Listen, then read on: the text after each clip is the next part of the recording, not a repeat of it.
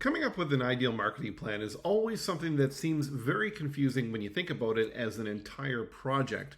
But when you break it down and start to understand what essentially do you need to have in place to be able to market your business more effectively, it becomes a lot more clear.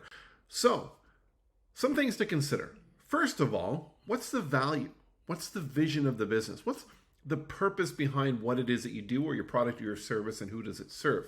So once you understand that, you understand the identity of your company and why you're doing what you're doing, it makes it a lot easier to be able to portray those values, missions, and information to that audience, which then ultimately brings you to who would buy, and that would be your target demographic. Now, there's lots of different exercises out there, and you're a smart cookie. You probably did some Google research on this. That may even be how you came across this article. So you can do things like a customer avatar, which is essentially a profile about an ideal customer. But until you get to that point, you need to really understand who it is that is matched perfectly with your product or your service. And this can be things, as simple as, are they primarily male or female? What's the age demographic?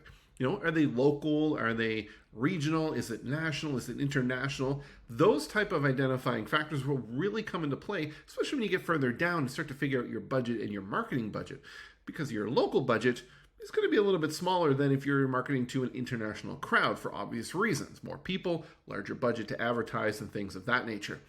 But one of the most important things that I see each and every time, and I do it in my business as well, that becomes very valuable is figuring out what pains do those people have? What questions are they having in their head every single day that the problem that you solve is not solved, right? Or what are the questions that they have that's holding them back from actually going and getting a solution for it?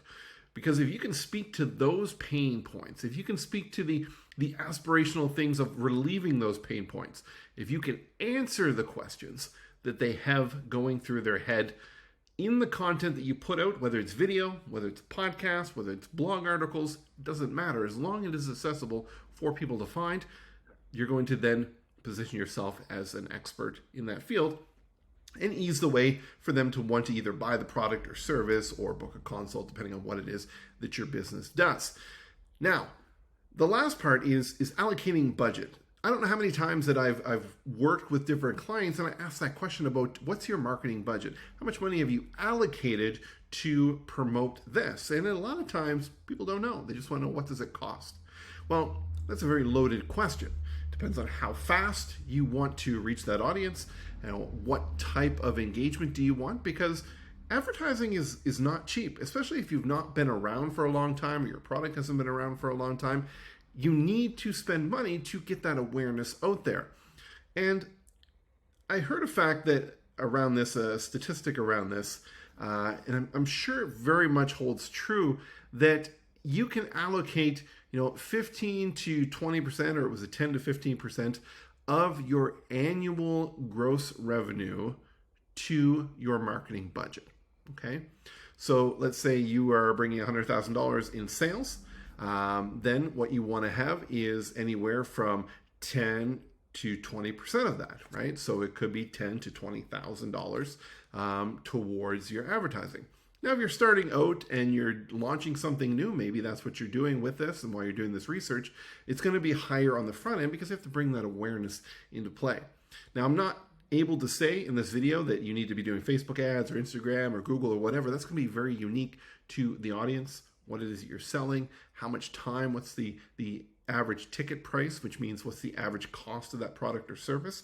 Usually it is correlated with, the higher the price, the longer the buying cycle is for that. Now, you may just be selling, let's say, a luxury product that is very hot and people want it, and it gets awareness very quickly because it's very hot and trendy at that time. Very easy to sell. But if you're selling like $10 widgets or a small product, very hard to spend large amounts of money on the front end, because that comes into your cost of acquisition. So how much does it cost to actually obtain that client? So think about, first of all, who you are, what is it you're selling, who are you selling it to, and what questions or problems do they have? Once you've identified that, it becomes very easy to start to build out content around that. And that comes down to what is your primary method of delivery? Is it video? Is it audio? Is it blogging? Do you want to run video ads? Do you want to run text ads? Are people searching for this? And you want search ads? Like, all these things really come into play once we understand more about your business.